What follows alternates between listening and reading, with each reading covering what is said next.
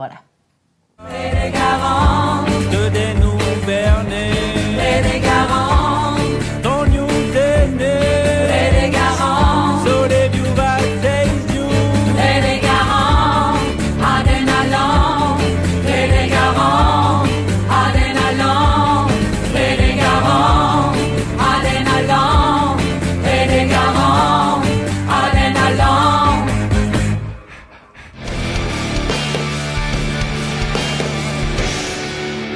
Bagizue doinu artean adio esateko ohitura dugula eta ez diogu txiki egingo ohitura on horri. Gaurkoan Euskal Herria zuzenean oholtzan, zuzenean entzun ikusteko aukera izango duzuen sortzaile bati emango diogu tarte Benizeri eta bideoklipa kanta lanaren izena Basatia.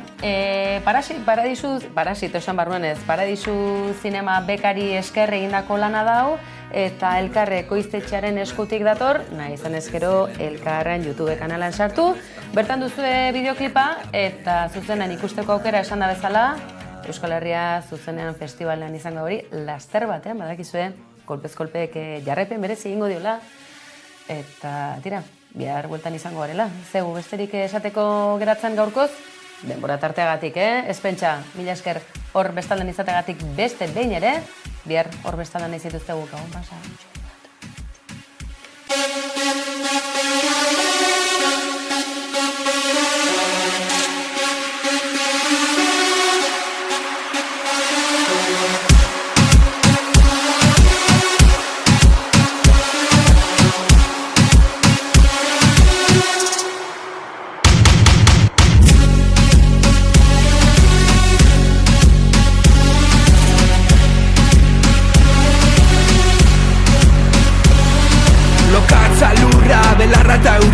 Zuaitzartetik basa piztia, estariak tiro, maitasunak tiro, zure ezetzaren zauria. Beheraino dantzatu nahiko nuke zurekin, lokatzetan zikindu nahiko nuke zurekin. Zenbat negar, ta zenbat min, ta zenbat gau, loein barik.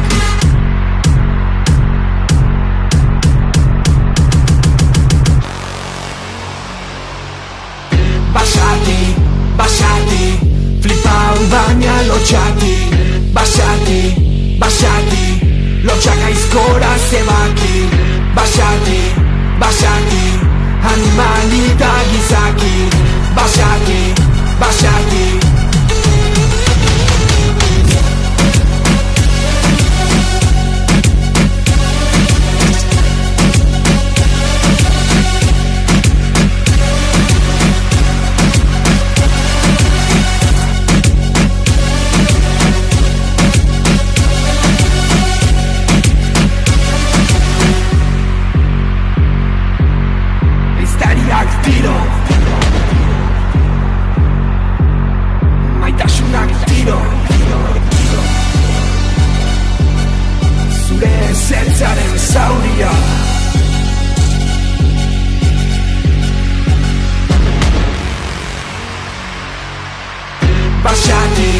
Basati, flipau baina lotxati. Basati, lotxak aizkora zebaki. Basati, animalita gizaki. Basati.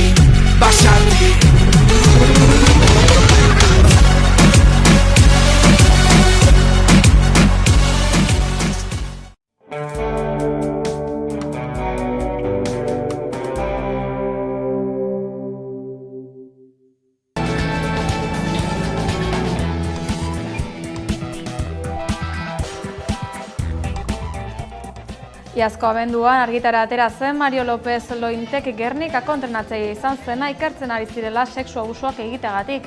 5 hilabete geroago Lópezek berak Saskibaloi taldeko zuzendaritzako kideoi batekin batera Busturialdeko 4 herritar salatu ditu. Sare sozialetan jazarri izana leporatu diete. Herritar horietako 2 honintzaen behinta bertsolaria Asier Musatadi musikaria dira eta beste biek nahiago dute anonimo segitu.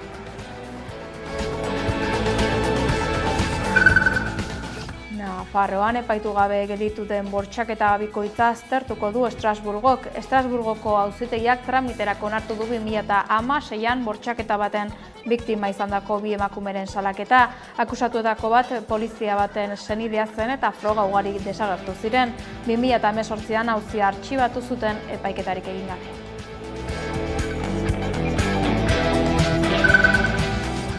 Hitzarmen autonomikoek eta probintzialek lehentasuna izango dute estatukoen eta sektorekoen aldean, beti ere autonomikoak eta probintziakoak langileentzako onuragarriagoak badira. EAJak eta Pedro Sánchezen gobernuak akordioa egin dute bart gauean eta neurria astearte honetan onartu du ministroen kontseiluak subsidioaren dekretu berriaren barruan. Solariak energia berriztagarria ekoizteko azpiegituren promotoreak Araban proiektatu dituen azpiegitura fotovoltaikoek herritar asko haserrarazi ditu eta EAJ eta EH Bildu mugiarazi. Koalizio Abertzalearen Arabako Batzar Nagusietako taldeak prentsaurrekoa eman du gaur eta Ramiro González aldun nagusiari eskatu dio argitzeko zer urrats egingo dituen solariaren proiektuak geldiarazteko. Bada Gonzálezek adierazi du ez duela zentzurik energia Araban ekoitzi eta Bizkaian kontsumitzeak bioaniztasunari beharrezkoa ez den kaltea eragingo diolakoan. Proiektuak momentu honetan diseinatuta dagoen moduan egonda, balio estrategiko altuko lur ugari okupatzen ditu eta kontserbazio bereziko eremuetan eragin zuzena dauka. Komentatu den moduan, Arkamu edo Tabaia ibaiaren kasuak dira horren adibiderik garbienak. Juan Ignacio Bidarte Guggenheim Bilbao Museoko zuzendaria prentsaurrera agertu da gaur goizean asteartearekin Bilboko Museoko entzunaretoan zuzendaritza uzteko erabakiaren inguruko zertzelada batzuk emateko. Bidartek atzo jakinarazi zio fundazioko patronatuari museoaren gidari izateari uzteko deliberoa.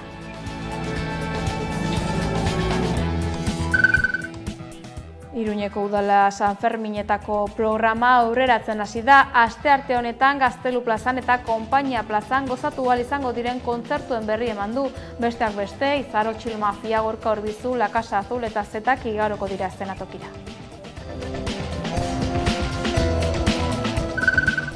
Ona gaurko efemeridetan lehena, duela 54 urte Pac-Man bideojokoa kaleratu zuten Japonian.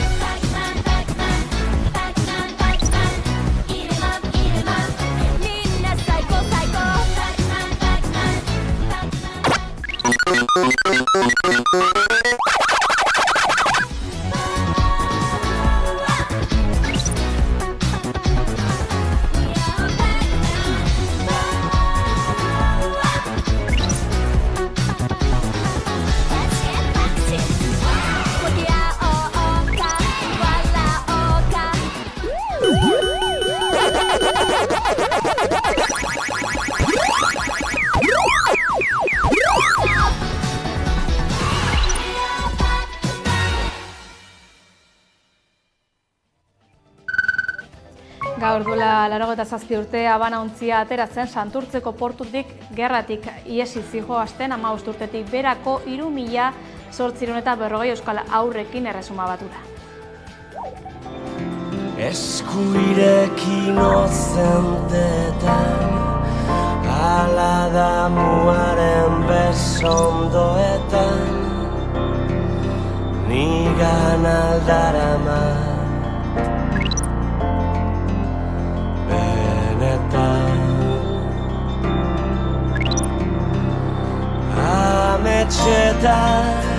Ametxetan aldago nire zai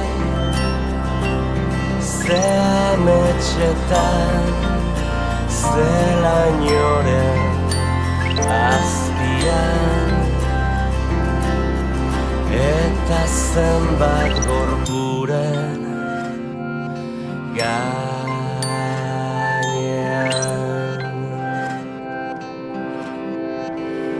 Non dago nire herria?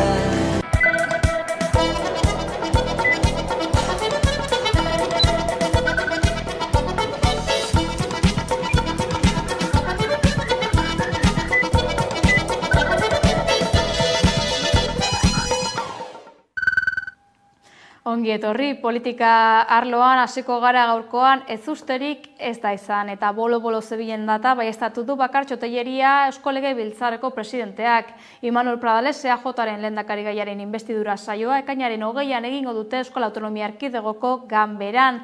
2 egun geroago ekainaren 22an izango da karguaren zina egiteko ekitaldia Gernikan.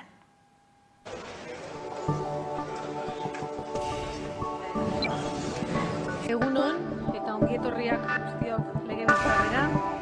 Gai zerrendako puntu bakarra. Eusko Jaurlaritzako lehendakaria hautatzea.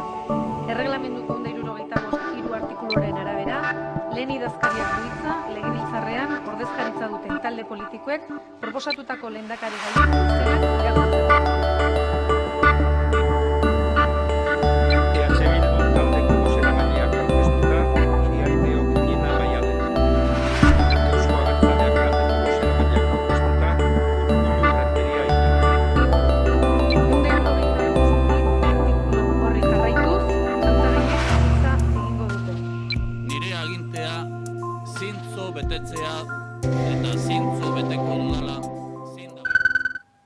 Eusko Legebiltzarraren bateraezintasunen batzordeak ez du oztoporik topatu legebiltzarkidetan haien kargua bete dezaten. Hau da, legebiltzarkideek ez dute kargu horrekin uztartu ezin den beste jardurarik egiten.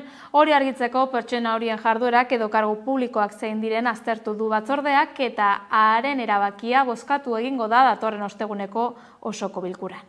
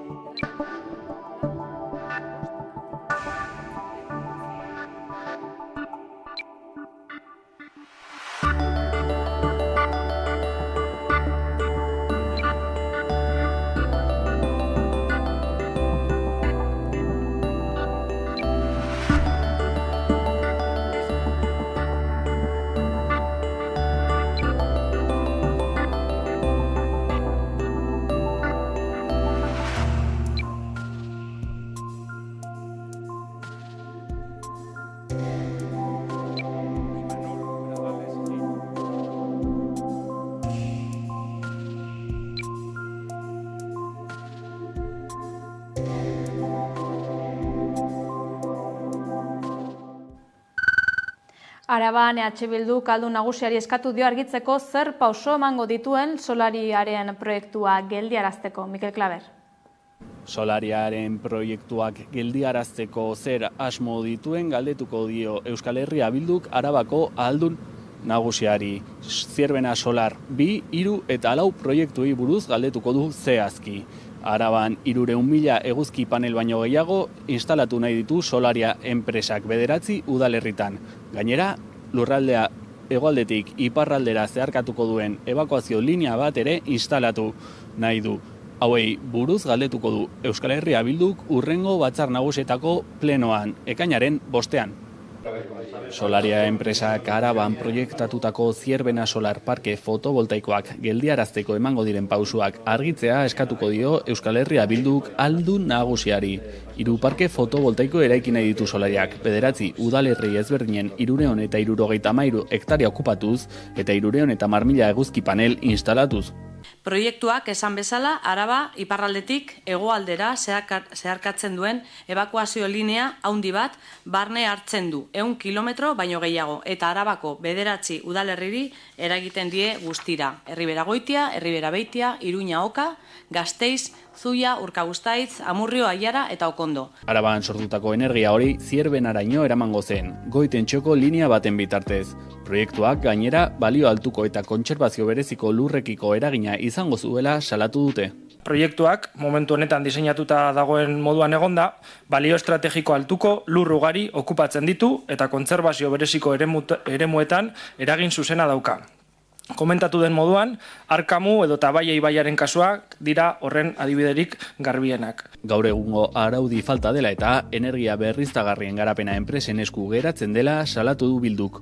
Enpresak proiektu aurrera eramatea aurreikusten duen lurren jabeek salatu dute, ez dela beraiekin inolako elkarrizketarik ireki eta beraien asmoen gainetik pasatzeko apostu garbia egiten duela enpresak.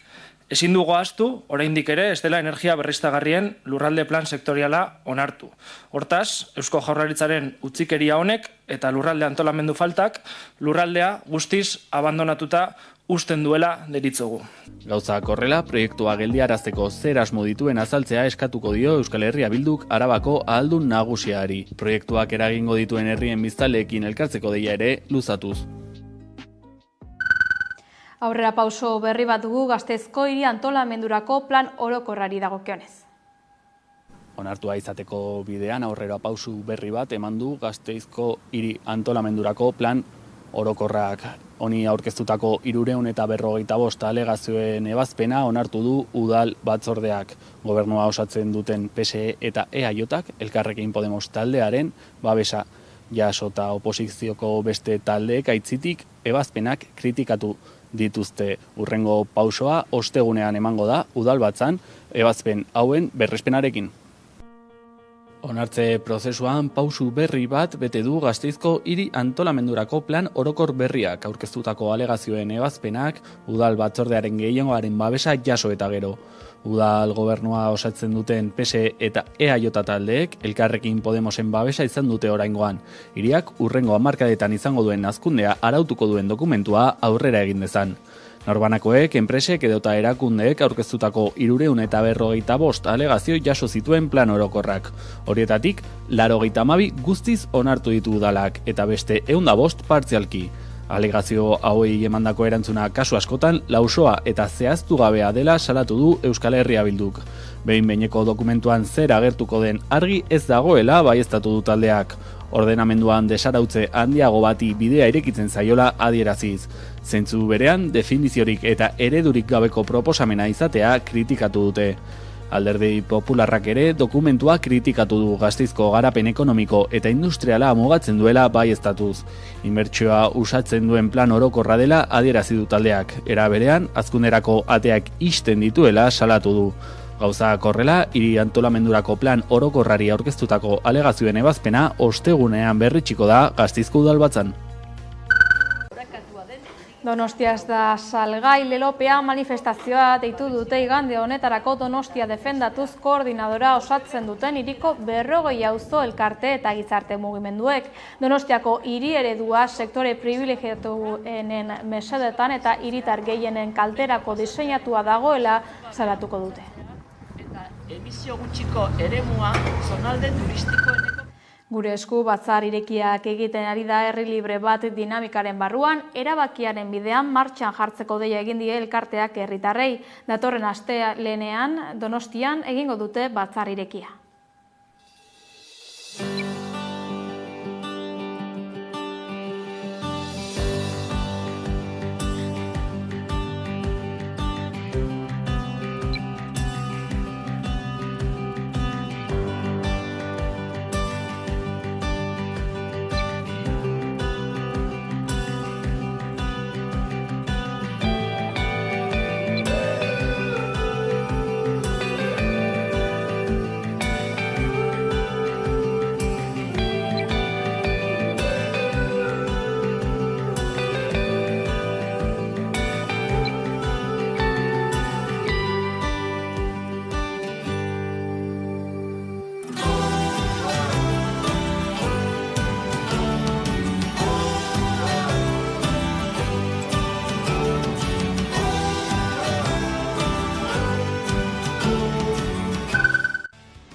Etxeratek sare sozialen bitartez jakinarazi duenez, Roberto Lebrero Panizo gasteiztarra baldintzapeko askatasunean geratu da. 2001ko urritik zegoen preso. Espetxe zaintzako epaile zentralaren ebazpenaren bitartez eskuratu du baldintzapeko askatasuna.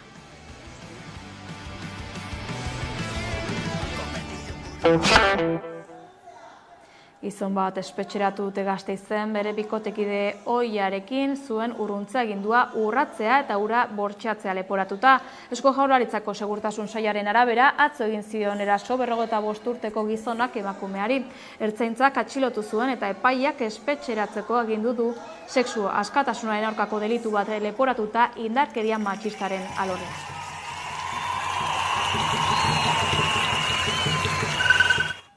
Palestinarekin elkartasuna plataformak urtarrilaren 25ean Castellongo CAF Trenasa lantegiaren aurrean egindako mobilizazio baten harira gaur 12 kide epaitu dituzte.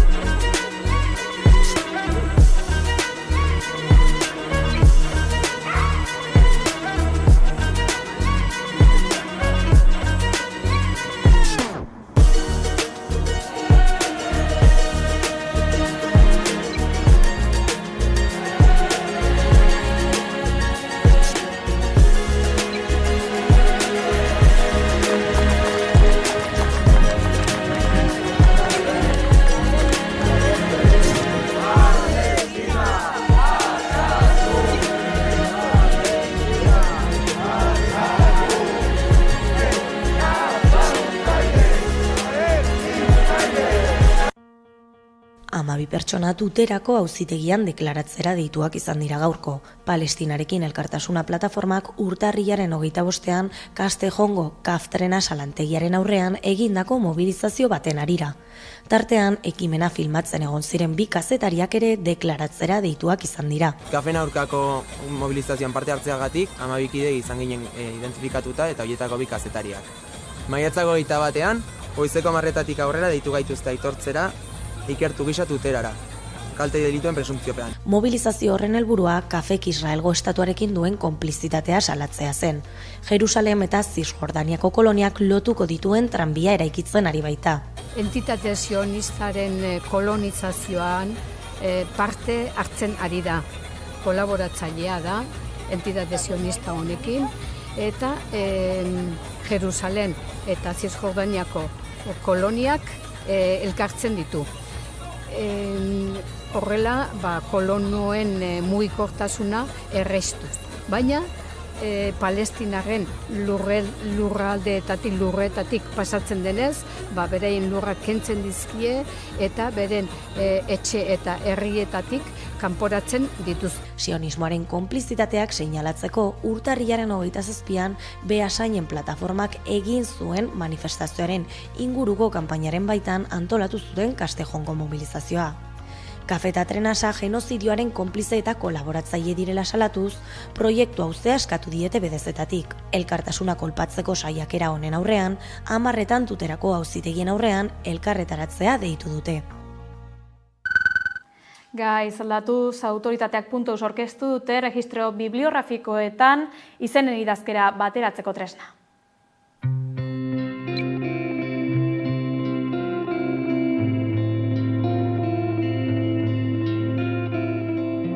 Autoritateak.eus atarian ikusi daitekena da euskeratik modu bateratuan egindako pertsona izenen autoritateak propioki ez. Pertsona horien izena-bizenak nola eman modu bateratu batean euskeratik.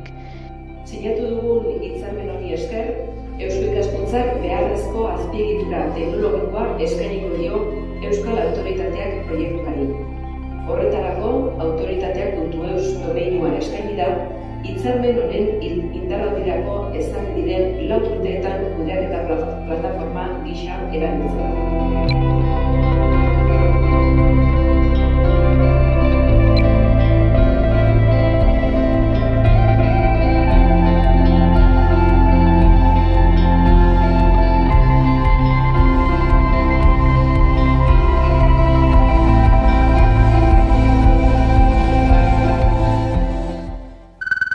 Nola gogoratuko dute hurrengo belaunaldiek Altsasuko auzia, galdera horri erantzuna izan dio Altsasuko gurasoak taldeak, Labrit Ondarea enpresarekin eta Altsasuko udalarekin batera webgune bat eta liburu bat landu dituzte eta jaso dituzte 2016ko urriaren 15ko goizalde hartatik aurrera bizitako hilabete eta urteak.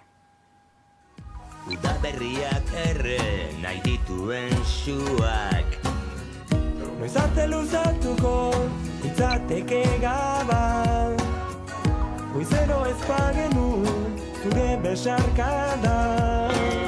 I si desfacen de ser tots junts, un poble mai vençut.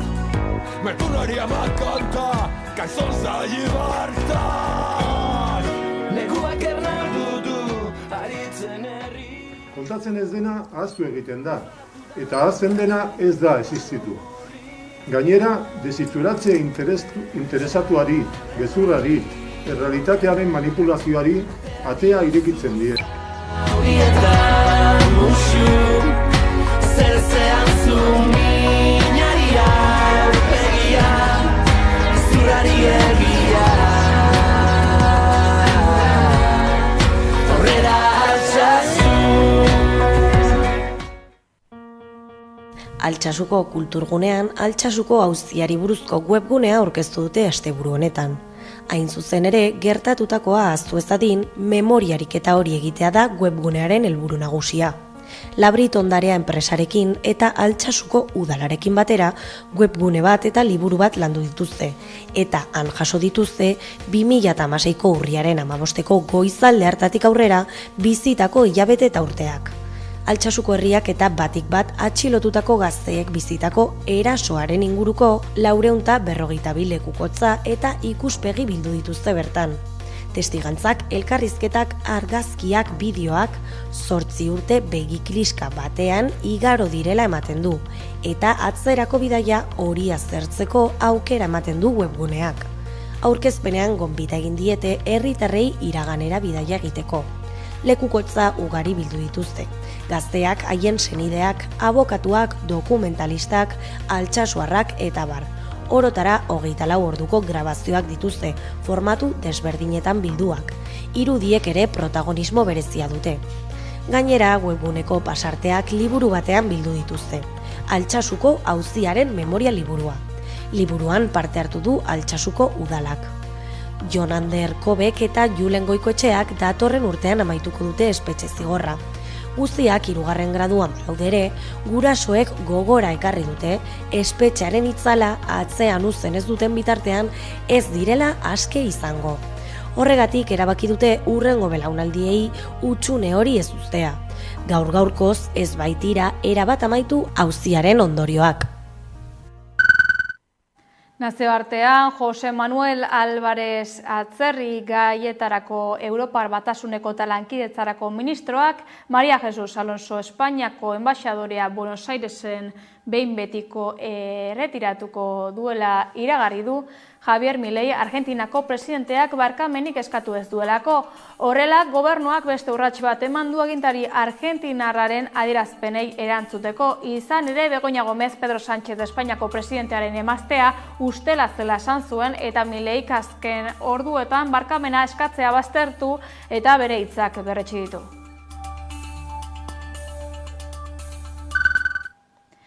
Milaka lagun kalera irten dira Tabriz hirian Ibrahim Raisi presidentea eta helikoptero istripuan hildako gainerako pertsonak agurtzeko eta elizkizunak Teheranen egingo dira, baina oraindik ez da eguna ezagutzera eman.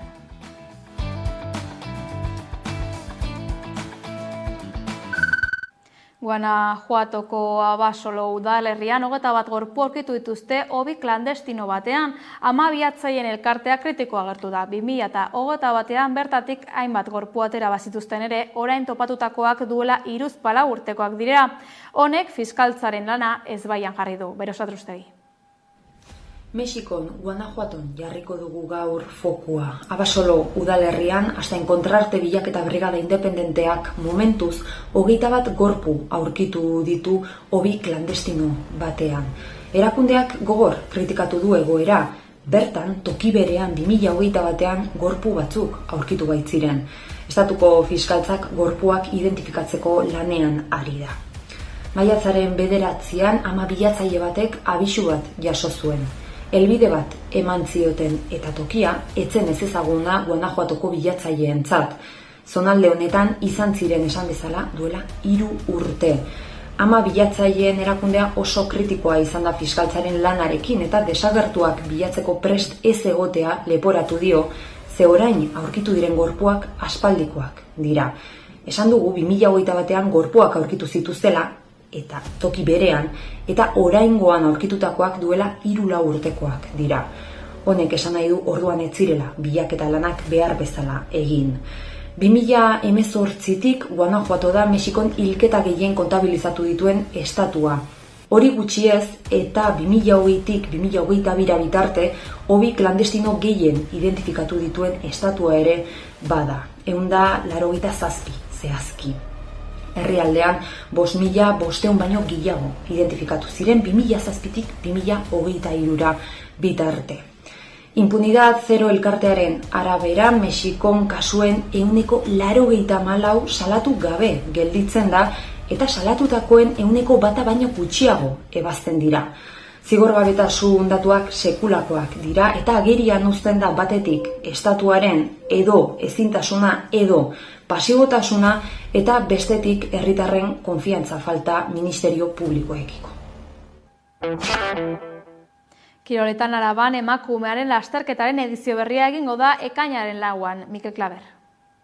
Ekainaren 2an izango da Gasteizko emakumearen lasterketa. Estatu mailan 20 urte beteko ditu aurten ekimen solidario honek. 2 hamarkada, bularreko minbiziaren kontrako borrokaren alde korrika eginez. 3.000 pertsona baino gehiago batuko dira Gasteizko lasterketara. Korrika ez ezik, bestelako kirola ekimenak izango ditugu hiriburuan, asteburu osoan zehar. 3.000 pertsona baino gehiago Gasteizko kaleak zeharkatuko dituzte ekainaren 2an emakumeren lasterketarekin. 5 kilometro inguruko ibilbidea osatu behar izango dute, bai oinez zein korrika eginez, emakumeak kirolean duten rola aldarrikatu eta bularreko minbiziaren aurka egiteko helburuarekin. Lasterketarekin batera bestelako ekimenak burutuko dira Gasteizen ere. Hala nola, ekainaren batean Judiemendiko auzoan instalatuko den Sport Woman azoka, zumba jarduerak eta ibilketa nordikoko saioa. Aurten gainera, Elena Sagaseta oroituko du lasterketak. 2020an minbiziaren ondorioz hil arte, probaren partaide aktiboa izan zena Clara Campoamor elkartearekin batera. Bular eta beste minbizi ginekologikoren bat duten Arabako emakumeen elkartearen aldeko dortsalak salduko dira ere, eta minbiziaren fase metastasikoa biztaratuko da lasterketan. Bularreko minbiziaren aurkako borrokan 11 ekimen solidario izango ditugu Gasteizen ekainaren 2an emakumearen lasterketarekin batera. Han aurkiri dugu pantailaren bestaldean kirolen inguruko berri gehiagorekin. Kaixo, astelenero bezala kirol errepasoarekin gatoz gaurkoan ere. Kasu honetan beste final baten inguruan izketan ingo deu. Pasaden astean bera kopa irabazi zoan. Eta asteburu honetan ere beste euskal talde batek kopako finala jokatu behar zoan. Realak, Bartzelonaren aurka, Romareda estadioan, Zaragozan. Eta zoritxarrez kasu honetan, emaitzari dagokionez, sekulako kolpea jaso zoan Realak, 8 eta utze galduta Bartzelonaren aurka. Porrot bat aurre ikusi zitekeen, denok, Real zale guztiak 6.000 inguru Zaragozara juntzianek ere, porrot bat aurre ikusi zezaketen, baina aukeran nola eman zen porrot hori aldatuko balitz, gian beste modu batera ikusiko zegoen, hala ere, nabarmentzekoa sekulako festa giro egon zela Zaragozan, esan bezala naiz eta porrota naiz eta golan dana jaso, realzaleak filosofiarekin eta perspektibakin ikusi zegoen final hori, finalera iristea irabaztea bezala zela, hau da, kopan Bartzelonak soilik gainditu dugu Reala eta ikuspegi horrekin, esan bezala sekulako festa giro egon zen Zaragoza. Batzuk kritikauko zegoen 8 eta 8 zelariken hainbesteko aldea egotea bi taldeen artean. Gogoratu biheu, Bartzelonak larunbat honetan Txapeldunen Liga jokatuko doala, Olympique de Lyonen aurka, iaz Txapeldunen Liga irabazetik datorrela, taldean bi urrezko baloi daukala, hau da, apostu sendo bat du Bartzelonan. Bartzelonak egindako apostuari eskerre ere nola edo ala, baloratu daiteke Espainiak irabazetako munduko kopa hortik ere badatorrela, ze gogoan hartzen baldin badeu federazioaren eta ligaren utzikeria, gainontzeko taldeetan inbertzik ez baldin badeu federazioan edo ligaren aldetik, gainontzeko taldeek ere alde horretatik sufretxo be, ikusten da azken urteetan sekulako utzikeria dagoela emakumezkoen futbolaren kasuan, naiz eta aurrera pausoak eman eta naiz eta gizarteak eskatu inbertzio gehiago ez dela aldatzen eta kopa honetatik hori artea leik, hainbeste milaka zaletu Zaragozara bertaratu eta zerbait gehiago eskaini behar zako. Kirolez aldatuta da, pixka eta osnorketa zirioetatik aldenduta, albiste pozgarriak eskubaloian, batetik bidazoak ja azpitxapeldun izan delako, ondo bideratuta zeukan bidazoak taldeak sobaleko azpitxapelketa hori, hemen ere ematen da, Bartzelonarekin futbolian ematen den bezala, alderaketa hori, ja azpitxapeldun izatea lige irabaztea bezalakoa da, Bartzelona beste maila baten do, Txapeldunen ligaren gatik borrokatzen dugu, eta beraz, izan lehikeu bidazoa izan dela gainontzeko talde lurtiaren artean onena, beste urte batez, eta zorionak hemendik bidazoari saia dalako urtero hor 3. postu horietan egotea eta lurtarren artean, onenen artean egotea ere ez da lorpen makala.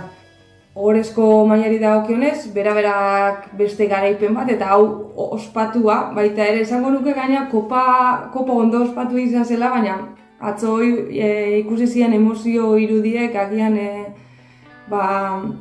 islatzen dugu atzoko partida are garrantzitsuago zela, ligako finalerdietako itzuleko partida zen, Malagan jokatzen zoan, Gaskan irabazi egin zoan, beraz Malagan berdinketa edo irabazi egin behar zoan finalerako txartela eskuratzeko, azkenean luzapenera joan zen, Malagak irabazi zoalako 60 minutu jokatu ostian, gol bategatik, eta luzapenean bera-berak gol bategatik irabazi zoan, eta sekulako poza Donostiaren artean finalerako txartela lortu delako, lehen aldiz horrelako formatu baten, liga jokatzen den formatu honetan lehen aldiz bera-berak lortu dugu finalera zelkatzea, pasaren urtean Elxen aurka galdu zoalako, eta finalian hain justu Elxe eukiko dugu aurrian, hau ere bi partidetara jokatuko da, eta oker espanago, lehen partida Donostian izango da,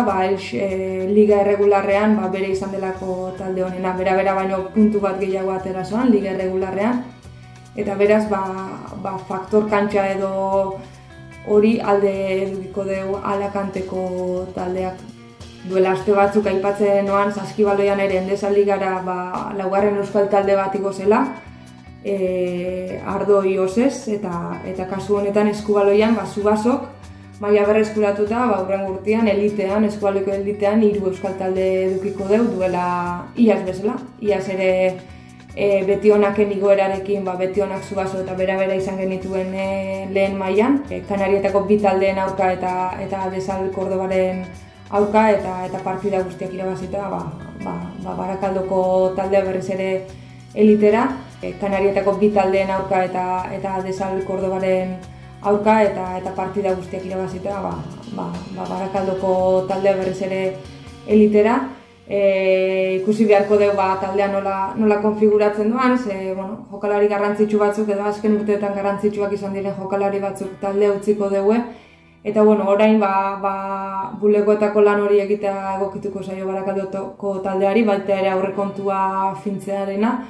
Baina, beste albiste pozgarri bat, jaitsik maila galdu eta urte bete beranduago, berriz Zuazo, orezko mailan egongo dalako, eta Euskal Eskubaloia ere ikusten dalako bere maila gorenean dagoela, eta esango nuke euskal kirola oro har, egoan beste igoera batekin nator, kasu honetan Getxo rugbiko emakumezkoen taldeak ere gorezko mailarako igoera lortu dugu, asteburu honetan Cisnerosen aurka gaien bostean, finalean. Nik uste dut denboraldi hau balantze bat egin beharko bagenu euskal kirolarentzat oso oparoa dagoela, oro har, bai gizonezko eta bai emakumezkoetan, esan bezala, gero eta talde gehiago daudelako elitean, eta horrek erakusten dugu Euskal Herria kirol herria dela, eta hor borrokan jarraitzen doala. Eta bukatzeko, labur-labur, buruz-buruko txapelketa bere bukerara iristear dago, Laso eta Altuna jokatuko dugu finala bi aste barru, ekainaren 2an. Lasok Zabala kanporatu zuen finalerdietan eta hau larumateko partidan, eta atzoatan 3. Altunak Artola kanporatu zuen.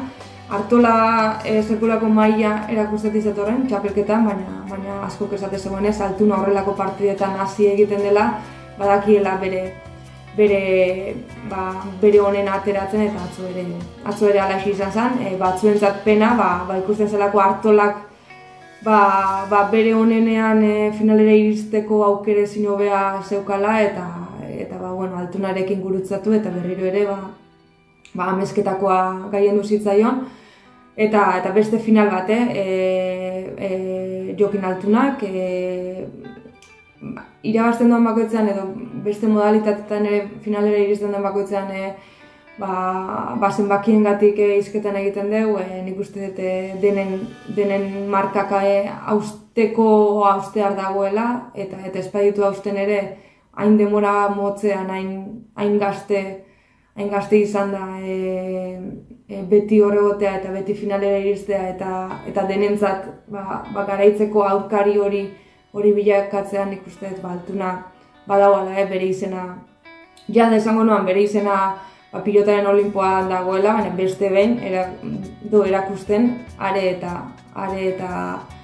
eta pilotari hobea dela, eta erregistro guztiak hausteko dagoela, sekulako ambizioa dauka, eta oain ere ikusi behar, Lasoren aurka nor nagusitzen den, sekulako finala izango da, Lasok ere erakutsi doalako binakakoan ez bezala aldakako lesiotik ondo errekuperatu dela, Altuna ere sekulako mailan do, binakakoan atzetik aurrera juntzan dugu ere, ezin izazuan irabazi, baina nik uste dut hain buruz-burukoan dena borrokatzeko dagoela, eta sekulako finala eskainiko digutela. Azken urteetan, modu erregularrago batean,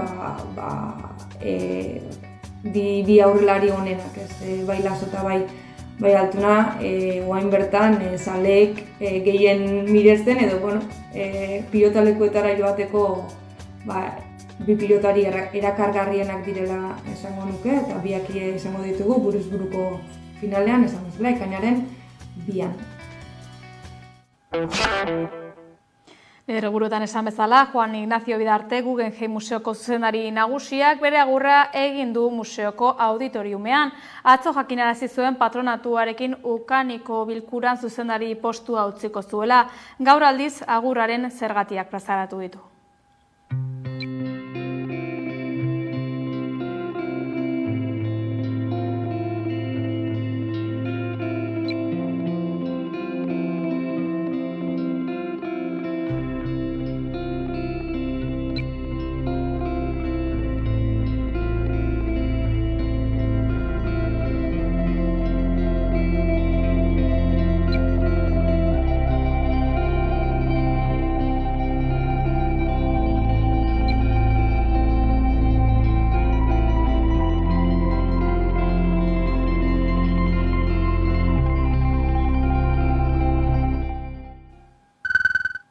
Nork joko du aurtengo San Ferminetan? Azken asteotan nabarmen zabaldu da jakimina Iruñean, gaur eman du erantzuna Iruñeko udalak.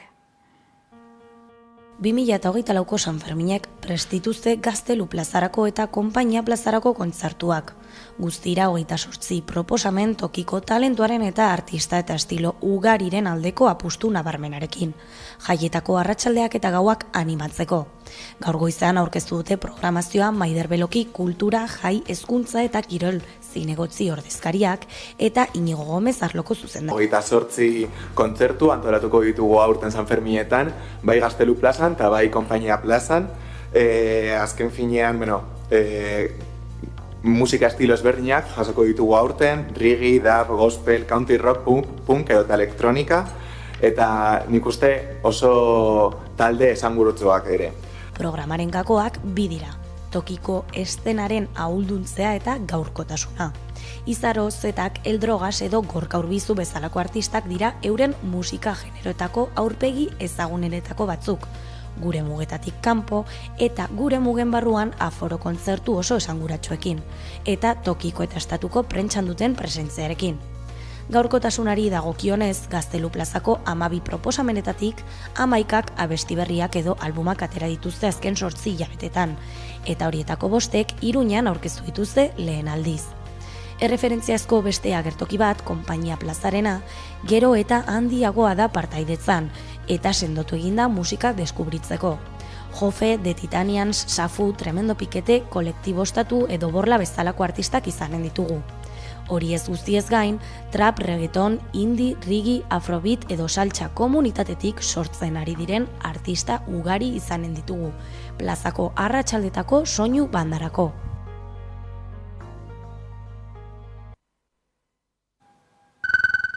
Lourdes Iriondo, Maite Idirin eta Astitxu Roblesen kantuak izango dira maiatzaren 24ko protagonistak Baionan antolatua den kantaldian.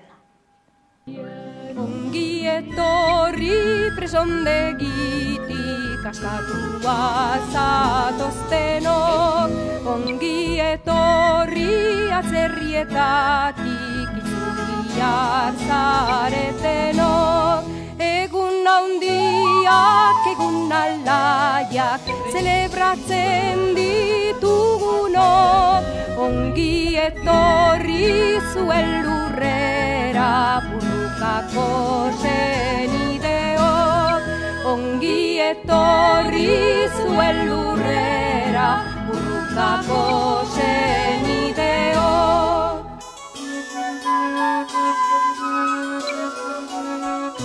Gure lurreko mendi oianen gerizera zaitezte, gure zeruko euri xamurrez kimu eman bezazute.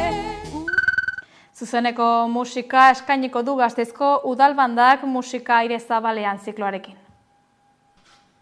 Musika herritarrei gerturatuko die Gasteizko udalbandak musika aire zabalean zikloarekin.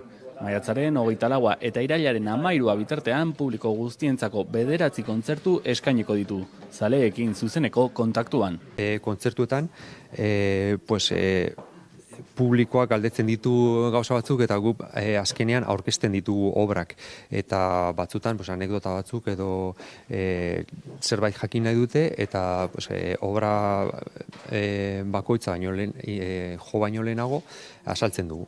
Eta orduan gertuagoa da, repertorio aldetik ere, aukeratzen ditugu lan batzuk agian printzipal antzokian ez dituguna jotzen eta gertutasun hori nabaritzen da. Gasteizko auzoetara gerturatuko da udal musika banda, Judimendi eta Goikolarrako jaietan kontzertuak eskainiz besteak beste. Uraren lorategi sekretua izango dugu agertoki nagusienetako bat. Bertan egiten ari diren hobekuntzei esker kontzertuak egiteko espazio ezin hobea izango dena. Guztira 9 kontzertu izango dira eta auzo batzuetan izango dira, Hegoalde, Goikolarra eta Judimendi auzoetan, eta beste kontzertu guztiak lorategi sekretuan izango dira. Gainera, lorategi sekretu horretan obra bat izango da eta konponduko dute eszenatoki berri bat izateko eta desberdina izango da eta horrela akustika hobea lortuko dugu eta uste du oraindik hobeak izango direla gure kontzertuak. Poetak maiatzean edota jazz jaialdiarekin bat egingo du aire zabaleko zikloak, baita musikaren egunarekin edota Gasteizko natura eta historiarekin, maiatza eta iraila bitartean eskainiko dituen kontzertuekin. Zein da jazzaren egoera Euskal Herrian, Udan Herbiok argituko digu. Uztailaren 23-tik 28-ra Donostiako jazaldia izango da eta bertan euskal musikariek ere joko dute eta artean Satxa Soriazu Euskal Herrian jazaren egoera nolakoa den azaldu digu. Euskal Herrian baditugu oso gertu bi konservatorio, goi mailako bi konservatorio, Iruñan eta Donostian musikene, Euskadi mailan. Eta azkenean horrek nahita nahi ez kantera handia sortzen du. Musikari asko hemen geratu gera, beste batzuk kanpora joan dira, baina azkenean hemen bazoden musikariak eta oso onak, baina gutxiago nahita nahi ez. Eta honek sortu du kantera bat oso zabala, proiektu asko daude, orduan lehen esaten nuenaren arirare bai egia da jotzeko aukerak ez direla inbeste, baina baita ere eskaintza oso handia da. Jende asko gaude orain, zorionez orokorrean, eta zoritxarrez guretzat, alde batetik kompetentzia handia dagoelako, kompetentzia oso ona da, generoarentzako oso ona da, zeren proiektu asko gaude, batzuk oso onak, beste batzuk, ez dakite zain onak, edo igual, edo jende bati gustatuko zaizkionak, beste bati ez, baina bai badago eskaintza handia, hori behintzat bai, eta hori beti da ona. Gero ja egoera orokorrean badakizu beti musikariak eta aktoreak, eta ez da beti kejatzen gabiltza, beti gabiltzala pixka bat, ez dakit, egunerokotasunera alden bezala eramaten, baina orokorrean gizartarentzat edo kulturarentzat ona da.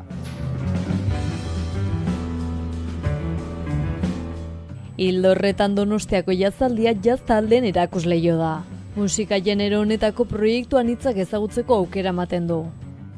Jazaldiko ni bertakoa naiz, oso gertukoa, orduan jazaldira danbakit etortzen, ustez, 30 urte honekin, ikusle bezala. Orduan txikitatik ikusle bezala parte hartu duzun toki batean, noizean behin, 17 aldiz ez, ojala, baina desente, parte hartzea beti da berezia, zeren da etxeko festivala, baina ikuste zu baita ere proiektzio handia daukala, eta orduan ilusio egiten du beti, egia esan zer ez da urtero gertatzen den gauza bat ere. Donostian olako jaialdi bat izatea da kriston oparia, zeren ez bagenu, hau ez izango bat ez bagenu, zakit. Baina egia da gero urtean zehar badirela gauzak, baina agian Donostiko jaialdia izateak, jazaldi izateak isladatzen duela agian errealitatea pixka bat ez dakit distorsionatuta edo, zeren kanpoko jende asko dit Donostiarra, ke guai, ze ondo, jazaldiarekin oso ondo, baina gero urtean zehar ez pentsa inbeste aukera dagoenik. Baina, ez Donostian, ez orokorrean Euskal Herri mailan badaude gauzak noski, eta badago jendea batez ere erakunde pribatuak edo lokal pribatuak kriston esfuerzo egiten ari direnak, eta jaialdiak zorionez ditugu hemen 3 jaialdi oso potente, Getxo eta Gasteiz eta Donostia, baina horrek agian esladatzen duena edo ematen duen inpresioa igual ez da dirudiena bezain polita. Satxa Soriazuk uztailaren 25ean joko du Donostiako jazaldian Victoria Eugenia Antzokian eguerdiko 12:00.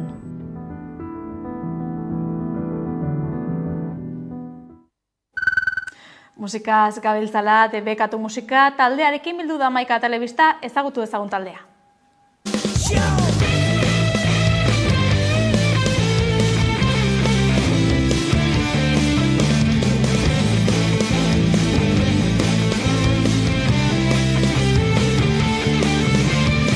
Beranduegi kaletik zintzilikan, kalamare takatsi pare bat, botila oraindik eskuan, jendeari galdezkan nora puta joan. Debekatu rock musika taldea uharteko 5 gaztek osatzen dute.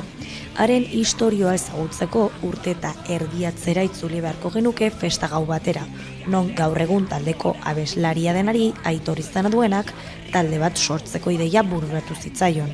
Barre algarakada batean hasi zen elkarrizketa horren hurrengo astean, beste parranda elkarrizketa batean geraztitekena debekatu taldea jaio zela. Taldea entsaiatzen duen lokalera gerturatu gara eta Aitor abeslariarekin eta Txomin Baxuarekin hitz egiteko aukera izan dugu. Parrandan geuden Peio tani, Peio gure gitarista da, eta hori ja bota genuen bata besteari galtzua hitz egiten, musikari buruz eta enbat gauzen buruz. Eta ze guapo izango litzateke talde bat sortu eta gure musika egitea eta hori. Eta ideia ona irudi zitzaigun, eta aurrerakin geni. Musika sortzerako orduan ez dute dinamika zehatzik. Normalean Aitorrek letrak idazten ditu, baina bosten artean moldatzen dira. Gure musika egiterakoan adibidez, gian ideia musikala hemen esalan lantzen dugu, eta horrekin ni etxera eramaten dut, eta beti konposatzea eta idaztea gustuko izan dut. Eta denbora jartzen diot hori, entzuten ditut hemen egin ditugun grabaketak eta hori, eta horri letra jarri, hurrengo egunean hemen partekatu eta guztinon artean entzun, probatu eta horrela guaz. Osea, eguneko gauza izaten da. Gitarristak izaten dira melodia jartzen dutena lehenengo, zuga jartzen dio abotsa eta letra, eta gero Aureliotanik basea jartzen diogu kasi azkenekoa. Urte eta gutxi daramaten munduan, baina uharteko jaietan ogoltzara igo zirenean momentu hunkigarri bezala gogoratzen dute. Ziurrenik uharteko jaietako kontzertuarekin geldituko ginen. Azkenean, batez ere aritzeke, gure beste gitarristak, beste talde gehiago dituzte, eta, zuga lehenengo alia zen berak esan duen bezala holtzara igotzen zela, eta, deno ginen esaten, hemen, txaiogelan jarrera bat eukitzea ondo dago, eta egia, zuak jarrera asko dakala, baina izan zen denontzako sorpresa bat ikustea hori, frontman baten papera hartzen eszenatoki gainean, eta izan zen, hostia, badiru talde bat garela benetan, eta oso polita izan zen. Ez dute musika estilo finkorik naiz eta rock klasikora gehiago gerturatzen diren. Euskal Herriko berritxarrak, barrikada, ertzainak, delirium tremens bezalako taldeak dituzte erreferente bezala. Osea, azken finean, egiten duguna ez da berria. Osea, ez orain baude talde pilo bat, musika experimental edo modernoago, elektronikoagoa, ez, konposaketa aldetik jarraitzen du gitarra, baxu bat, bateria, abeslaria, eta pixkat ez dugu esango klasikotasun hortatik eskapatzen garenik pilo bat. Baino, nik uste ikutzen ditugu estilo edo roka egiteko modu asko, ez gara galitzen, baten bat abestiren bat badugu punk rockeroa tapa zapatilla, baina gero beste batzuk askoz melodikoagoak, ez dakit nik uste lortu dugula izatea espektro nahiko zabala. Azkenean, bakoitza dauka bere gustoak eta bere preferentziak, eta lortu dugun nasketa hori, agian ematen digun ezberdintasun puntu hori, ez dakit, egia da hori, lagunek entzutera dokoan eta hori esaten dizutera, hostia, zerbait dago, ez dela arrunta, zerbait dakazue, eta guapoa dago, eta orduan momentuz, a tope. Haien kontzertuetan, bertsioak jotzeaz eta besteaz gain, abesti propioak sortu dituzte. Naiz eta argi utzi duten momentuz gutxinaka doazela eta bertsioak gaietzen diren. Agian momentuz bertsioak, 15-16 abesti sartzen ditugu bolo gaitzean, eta abesti asko ditugu idatziak eta hori, baina jotzeko prest dauden abestiak, agian ez dakit 5-6 gutxinaka jartzen, ez ditugu guztiak kontzertu berean jotzen, eta dosifikatzen ditugu pixko bat, eta denbora ematen digu horrek abestiak gehiago lantzeko, eta hori, gutxinaka. Hala ere, bi taldekideek argi utzi dute taldearen oinarria ongi pasatzean dagoela. Taldea mantenduko dutela, garrantzitsuena gozatzea eta ondo pasatzea delako. Beti ere, aisia ez bada lana bihurtzen. Laster kontzertu gehiago eman dituzte eta baliteke egun batean farragiroan hasi zen taldea urrutira iristea.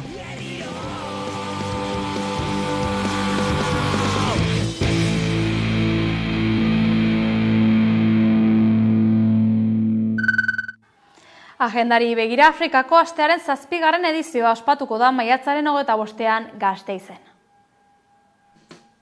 Maiatzaren 25ean izango da Gasteizko Afrikako astearen 7. edizioa. Egun bakarrean kontzentratu du aurtengo programazioa Afrikako diasporaren erakundeen elkarteak. Floridako parkearen kioskoaren inguruan izango dira jarduera guztiak. Jardunaldia goizeko 10etan abiatuko da, azoka kulturalarekin. es exponer objetos que son relevantes para cada entidad, ¿no? También las entidades hablarán del trabajo que llevan a cabo en sus asociaciones y aparte expondrán esos objetos, ya sea ropa o máscaras o cosas tradicionales del continente. Afrika Aroialen erakusketa izango dugu ikusgai, baita antzerkia, zein dantza eta moda lehiaketak ere. Eta egunari amaiera emateko, Ginea Konakriko Nakani Kante musikaria eta Kainakai Gasteiztarraren kontzertuak izango ditugu. Egun guztia beteko duen programazioa prestatu dute erakundea osatzen duten 13 elkarteek, Afrikar kontinenteko eta euskal kulturen arteko elkar ezagutza sustatzeko asmoarekin. Será una jornada donde se podrá apreciar la convivencia entre la población africana, vasca y alavesa y vitoriana, y también el día para fomentar el conocimiento mutuo y también para promocionar el arte, la danza y también la moda tradicional africana. Gasteizen gaur egun Afrikako 56 herrialde ezberdinetan jatorria duten 12.000 pertsona inguru bizi dira. Hauen guztien kultura, ohiturak eta errealitateak ezagutzeko aukera izango dugu larunbatean, Afrikako astearekin. Erakusketa bat ikusiko dugu orain, Tabakalera goaz, ezagutu ezagun Maria Jerez artistaren erakusketa. Maria Jerez artistaren situazioak erakusketa ikusgaira Tabakaleran. Erakusketak herri bat behar da mendi bat altxatzeko izena du, eta Carmengo ama eta Herrera ikastetxeko ikasleekin eta familia talde batekin egin dute elkarlanean. Batez ere, 3 urtetik gorako umeentzat pentsatuta dago, baina edozein adinetako publikoari irekia dago. Jolasteko eta esperimentatzeko espazioak sortzen dituen proiektu bat artearen bitartez. Aurreagotik datorren proiektu bat baldin bada ere, 3. aldia da erakusketa formatu hartzen duena, erakusketa aretoan egiten duguna. Lehena, Julio Lepart eta Emma Kunz artisten obretan oinarritu zen. 2. Priscila Fernandez artistak sortu zuen, eta 3. berriz, Maria Jerez artista madrildarrak egin du.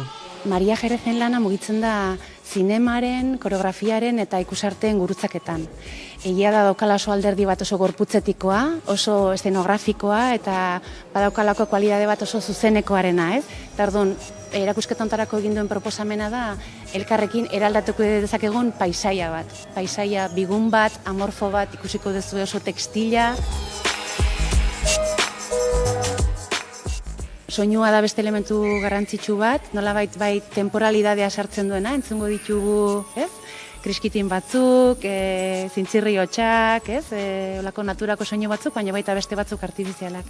Eta argiarena da beste elementu bat, dago horrelako argi astro bat balitzan argi mugikor bat, egunaren zikloi referentzia egin ditzazkena, eta espazioan zehar mugitzen dena. Eta gero, argiteria bera ere dago pentsatuta zikloaren goizetik gauerako ziklo hortan, eta nolabait jolas kromatiko bat, paisaia kromatiko bati referentzia eginez, ez?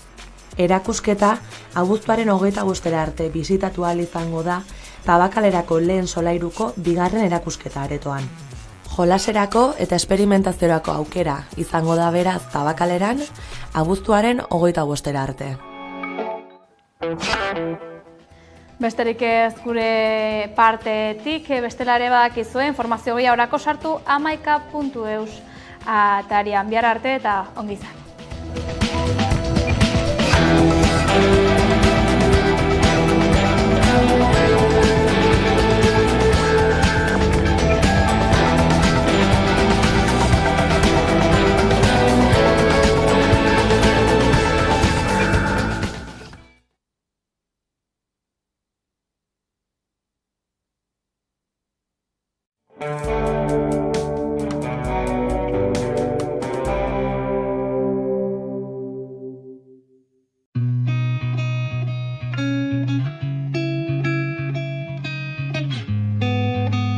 Para mí el río es vida, sobre todo vida.